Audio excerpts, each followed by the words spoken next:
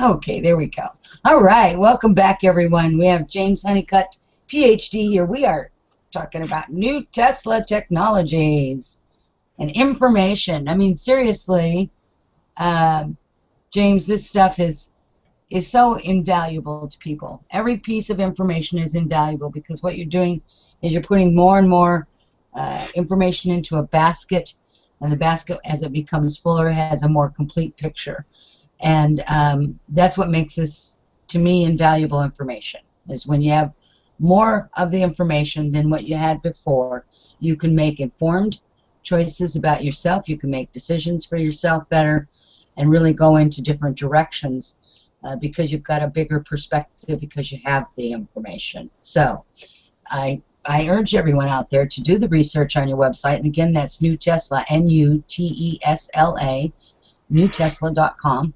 Please go and check out his website. It's filled with tons of information, and then once you get there, you'll realize how come 2 hours is never enough. 6 hours is not enough, but we're going to try to keep it so that we keep everyone's attention as well, because I don't know about you, James, but after 2 hours, I always could use a break, eh? Right? So. Yes, definitely. All right, so I think you first wanted to start out with smart meters. So why don't we go with smart meters? Because I will tell you, I don't think there's any such thing as coincidence. I really don't. Because over the past week, and we hadn't had this conversation. People need to understand that this is not something that we got together and said, okay, I'm going to cover this, this, this, and this. This is the first I heard about it was tonight. Just now, you said it's about smart meters. So for the last week, there's been all these little articles all of a sudden when I'm doing some research or just web surfing, whatever it is I'm doing, it's coming up about these smart meters. So here you are talking about smart meters. So I'm going to let you take the floor and share with us, because there is a lot of controversy. I don't absolutely like. Matter of fact, there was a little town or village somewhere that all of the residents got together and ripped every one of their smart meters off of their houses because they were so upset because of what they were doing. So you explain that. I love controversy. All right. The original premise of a smart meter was the utility companies wanted to reduce the amount of time spent having to go out to read the meter at your house. There are obvious risks associated with reading meters behind a fence when there are dogs in that yard that could attack somebody. There could be plants that have grown up, etc. So the original concept was, we're going to put these meters in, and they're going to work one of two ways. They're going to we're either going to be able to read them remotely from the power station, because we're going to do signaling over the power lines, which is a pretty cool idea, or we're going to have a little transponder in it so that when I walk up to your house or when I'm driving down the street, wherever the smart meter is facing, I can shoot this, what looks like a radar gun at it, and that signal tells the smart meter to turn on its transmitter and blast back to me the current meter usage, and it's synchronized with a serial number so that way the neighbor's meter doesn't get read instead of yours, etc. And so the whole idea was to be able to reduce the amount of manpower so that they could reduce one of the biggest cost factors in delivering electricity to our homes. Well, then there came remember the rolling blackouts when the power was at peak usage, and they would just shut off whole communities for their power for an hour or two at a time, right? I remember. That hasn't recurred frequently, which is good of recent news. Part of the reason is that what we weren't really told about smart meters is they're smart because they have Wi-Fi in them that is talking to smart appliances in our home. So the big energy consumers in any home, of course, would be the air conditioning or heat pump, heater, if it was electric, the refrigerator, freezer type units, anything that would be a large consumer of electricity. And they made these devices, these appliances, smart so that the power company could say, we're having energy usage that's exceeding, the demand is exceeding the supply. So we're going to tell all of the air conditioners in this area of the town where this consumption is high to go into power save mode so that the compressor's not running as often, it's not drawing as much current. which saves the consumer money because they're not drawing as much power, but it also reduces the demand on the utility company to deliver that much power to an area, which again, in theory, is a great idea.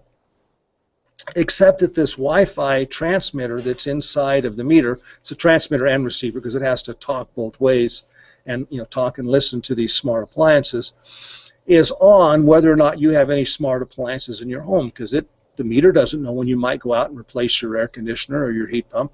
So it's always out there transmitting, signaling, and going all the time.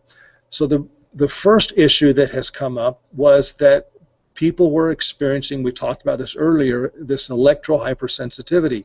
This feeling of this something in the air, I don't know what it is, but I'm not feeling like I normally feel.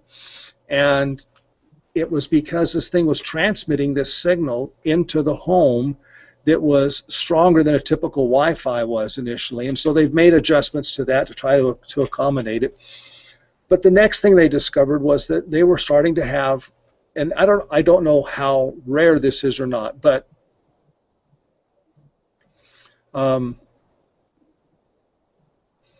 part of the problem is that they were having fires that were occurring from these smart meters because of the way that they were constructed and the way that they're signaling and overheating that was occurring, etc. Sorry, I was distracted for a moment there trying to recall this.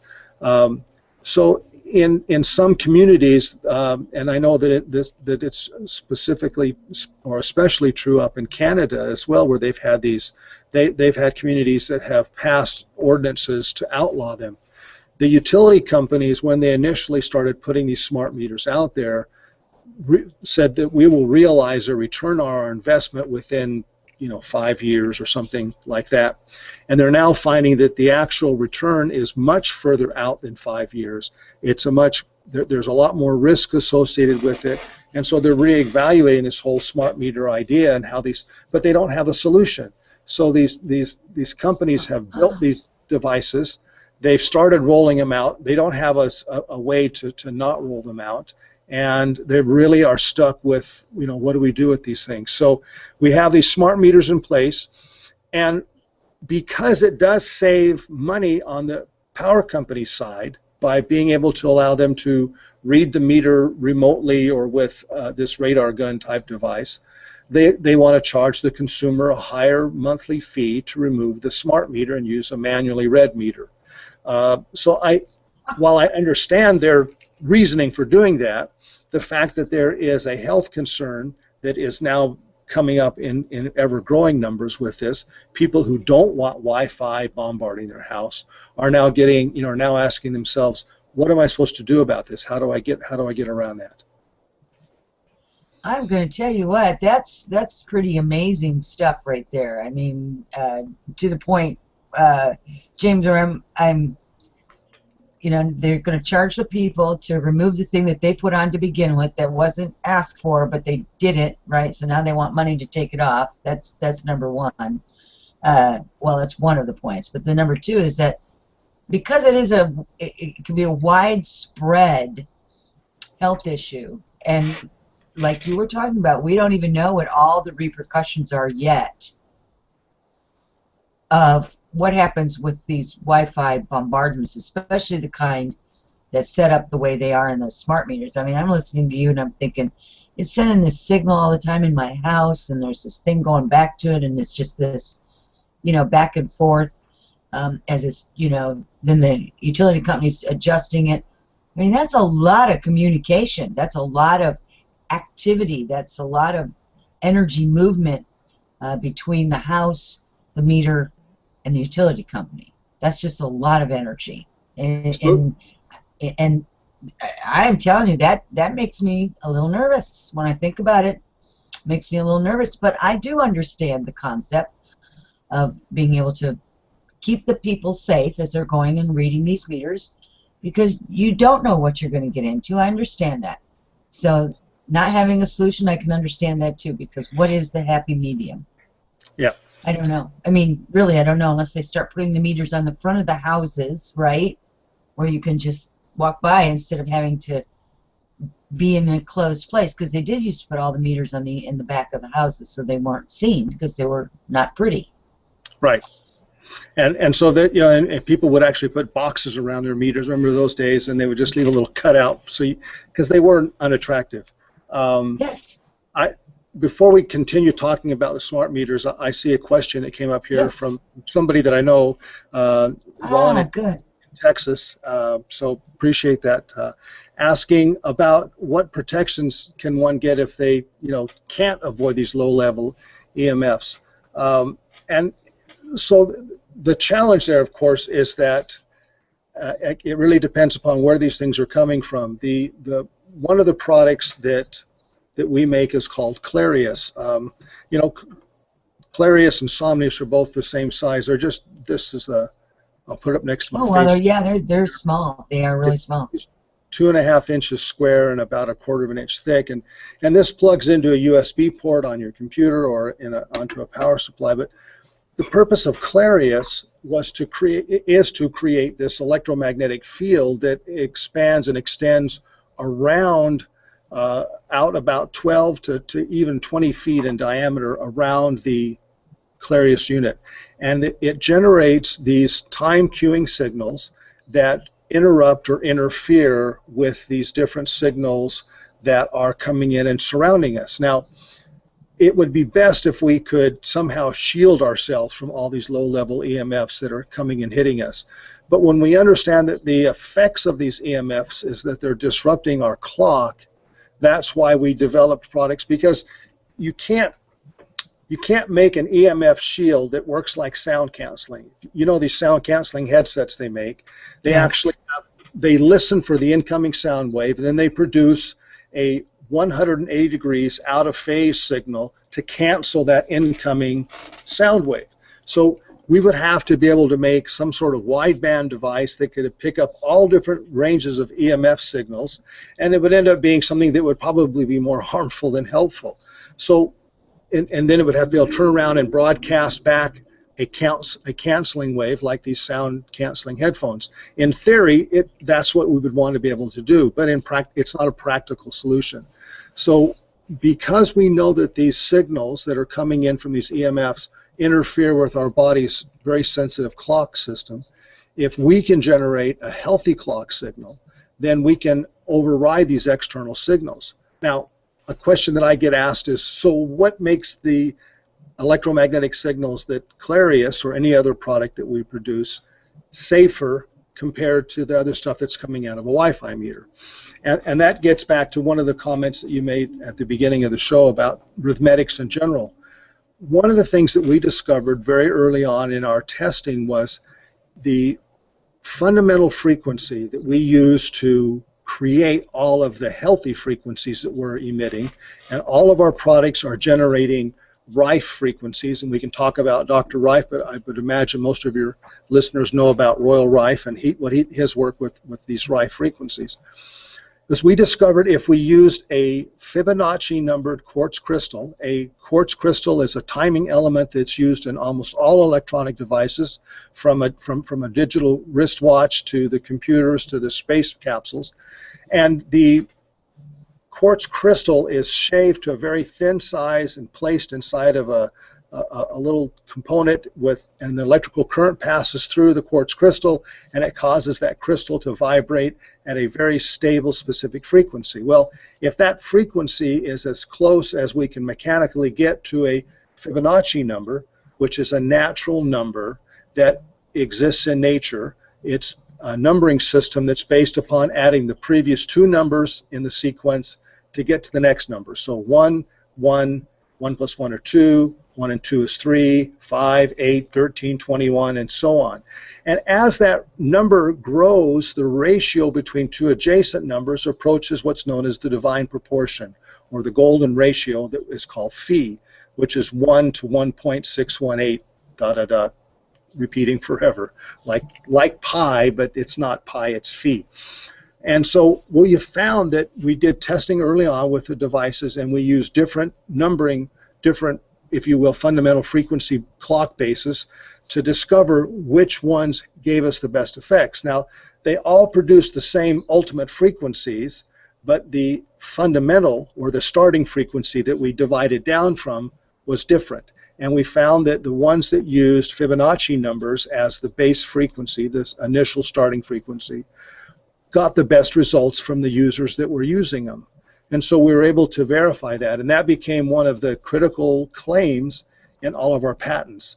NUTESLA's been issued 5 patents. We have another one that's still outstanding. And the only reason that we did patents, thank you, because when we first talked, you can see I was clapping. We haven't had, you know, when in our first interview we hadn't had any patents awarded yet, and right. Now having 5 of them under our belt, it has helped us demonstrate that there is science behind these claims, that this stuff is not just woo-woo stuff that's out there that, you know, we don't really understand how it works. We do understand how it works. We do understand how it affects the body. So we're able to explain this stuff so that we can do that.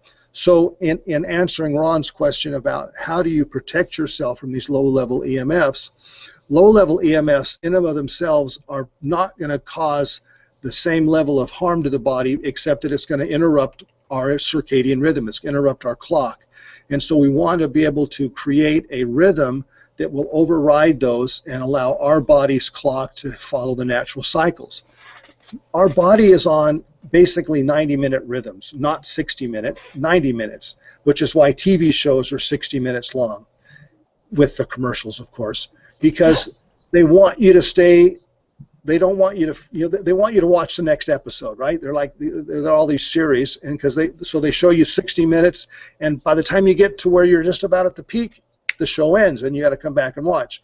Movies, on the other hand, where you have to pay money to go watch a movie, average 90 minutes to 100 to 110 minutes, because they want you to feel like you got your money's worth out of sitting down and paying for those movies at the exorbitant rates they charge now. And so you feel like you got something for your money in a 90-minute movie, whereas in a 60-minute TV show, you're not quite satisfied, and you got to watch the next episode to keep getting it. Darned. Yes. So there's a psychology to just the timing of that.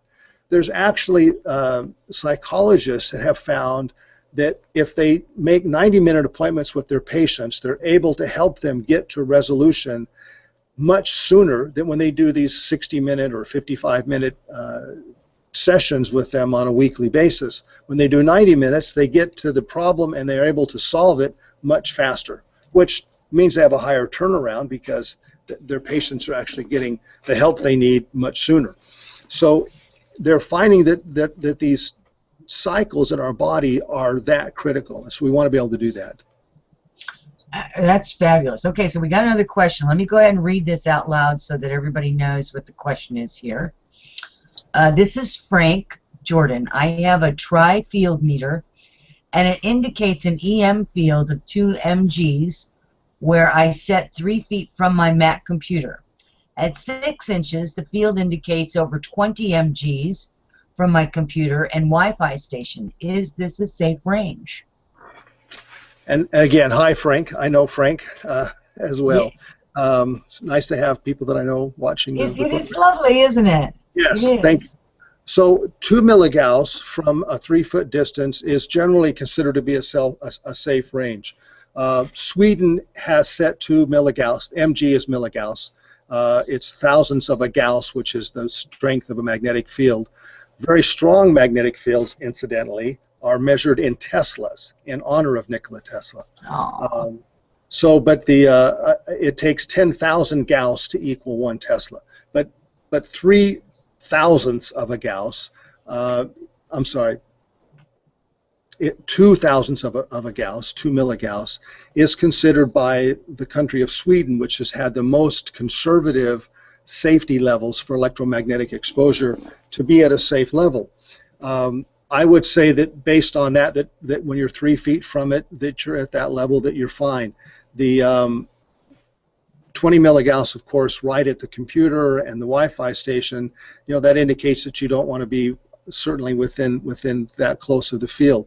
But for the Wi-Fi router, depending upon where that's located, if it's built into the Mac, I'm assuming that the Wi-Fi station's not, is that, you know, that should be located behind the computer so it's out of the way, or, you know, moved up high or down at your, you know, down at the feet.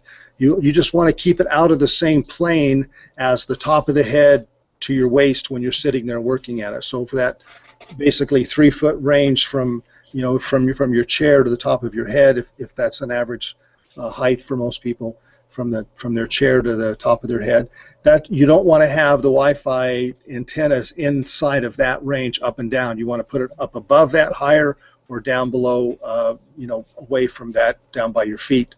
Not next to your feet, but at the foot level, and 3 feet away or more would be fine. That's good. That's good information. Wow, it's good that he's got all that, eh? Okay. All right. So we found out that in this little arena here that we have no solution for the smart meters. We didn't come up with that, but we'll work on that, right? It's interesting because they had a solution before they did these Wi-Fi smart meters. There was a protocol they called X10 that was a home networking protocol that would put data out over the power lines. You may remember years ago they made these little home intercom units that you plugged into an outlet, and it used the wiring in the house. They did an FM transmitter receiver over the house wiring, and so you could have an intercom in your house without having dedicated wiring, because it did it over the power lines. Well, building on that same basic idea, they did data networking. They had these home private networks, HPNA, that Microsoft and Intel and other companies were a part of developing this X10 protocol. There were home security systems and such that developed these things. They've shown that they can effectively transmit fairly high data rates over the wiring in a home. And so these smart meters could have opted to do wiring data transmissions instead of wireless data transmissions and avoided a lot of these problems. Unfortunately, they've made this investment into Wi-Fi because Wi-Fi became so low cost that the chipsets that were able to be produced less expensively, and it became a dollars and cents issues, which really gets to the whole point of why we are where we are today, is that we've forgotten that there are frequencies that heal and frequencies that kill, and because of that, we've stopped understanding how to select the right frequencies to make smart choices in the devices that we use. On NUTESLA.com, on the home page underneath the video, and this video will get posted there when it's available, underneath the video that's currently there, I put a link to a paper I wrote called Frequencies That Heal and Frequencies That Kill. And it's an article that gives a lot of this history and explains this and why we are where we are today with all of these devices that are sending out all of these signals and just disrupting and interfering with our body's ability to handle it. And so we're overriding these natural signals within our body, and we're creating our own unhealthy states as a result of that. Well, listen, my feeling is with all this, James, is I believe that we can certainly create technologies and still honor the natural humanness that we all are within our biology. I think it can be done, and that's one of Tesla's things. I mean, he was a pretty smart guy. It would be interesting to note if he could ever make it to this century. Wouldn't that be fun? He'd have just all kinds of toys to play with now. I thought he was having fun before. He could really have some fun now. Anyway, I think it would be, would have been really cool. The whole idea, the whole premise of that just tickles me thinking about that. Anyway, I am really grateful that you have brought forth that idea that the energies that heal and the energies that can kill, all of that, because this is also going to allow people to, again, this is about letting people think what happens when you are in your home.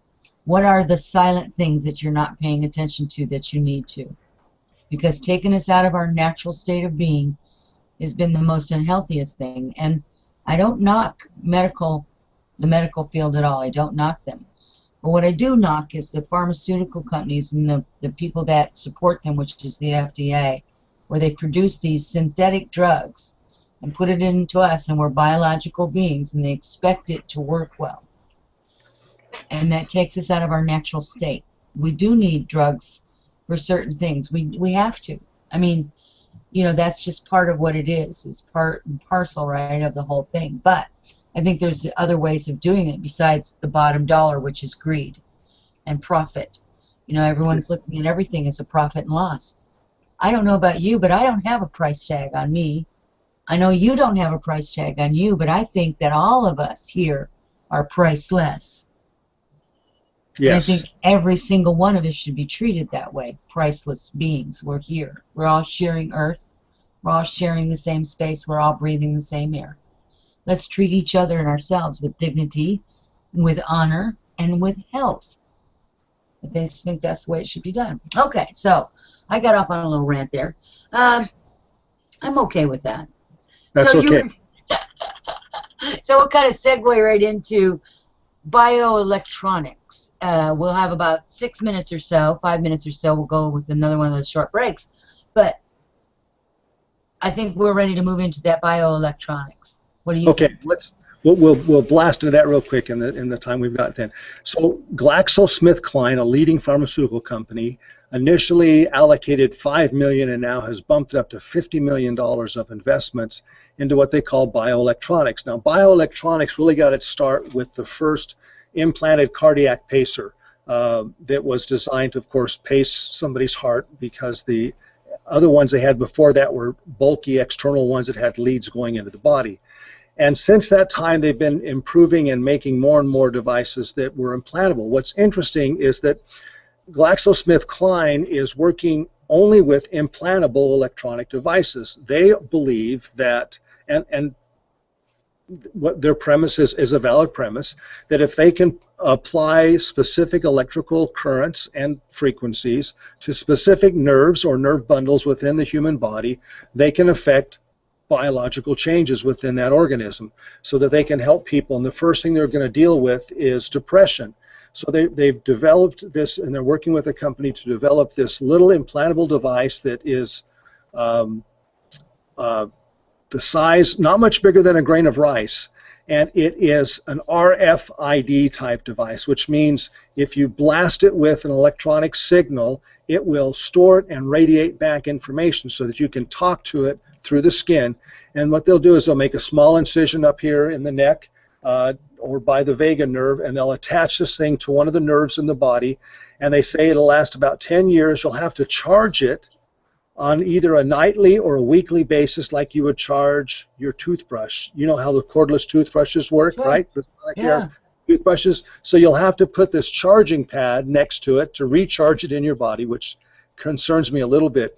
But I find it intriguing as well as amazing both that they're actually willing to take a risk on implantable electronic devices. Now, one of the things that we've discovered, and if you go back to the work that Tesla did, and real briefly, the name of the company, NUTESLA, is based on nu being the Greek letter for frequency, and Tesla because of Nikola Tesla and all of his work with resonant frequencies. We've discovered that if we can apply these resonant frequencies either inductively, like we do with Somnius and Clarius and those types of products. Inductively means it's sending out an electromagnetic field that just passes right through the body, but it resonates with specific things within the body. Or if we can apply those electronic frequencies, what's called transcutaneously, or through the skin with electrodes directly on the skin, we can cause the same effects as this implanted device without the invasiveness of surgery or this device that you now have to charge remotely through a charging pad that you're going to put next to vital organs or other parts of the body. I'm excited that they're finally giving some, credit to the fact that our bodies are in fact sensitive to these electrical currents. They're sensitive to specific frequencies and signals, but I'm discouraged that they think that it has to be an implantable device. About 10 years ago or so, they had developed an implantable device that you put on the spine to block pain signals for people who had chronic pain. Right. But we found that we can apply those same, not those same signals, but we can apply electrical signals, specific frequencies through the skin with contacts on the skin. And I'm not talking about a TENS type device, which are these, Right. Never mind, I won't go into those. but by applying specific frequencies that are derived from a Fibonacci number, we can cause the same relief to occur in a person as well. And so that's one of our future products that we're still working on, and it's our first product that will actually be required to go through the FDA to get clearance to market it, because we are making medical claims with that product. And that one will have, we've already started that process, so we're going to have to enter the fray with the rest of them. Oh my goodness! Well, good luck. I hope you come out with well, I can't say with too much, but I hope you come out with all of your brain still intact after that little ride. Because that can be a challenge, from my understanding, anyway. Working with the FDA, you're working with something entirely different there. It's a different puppy, right, altogether. So I will say, I know, do we need to take a break, I guess, soon here? Yeah, oh yeah, we do. So thank you. You reminded me. I was like, okay, there was something I was supposed to be doing. What was it? Okay, so if we're ready, what we will do is we're going to take just a short break, and we'll be right back, so don't go away.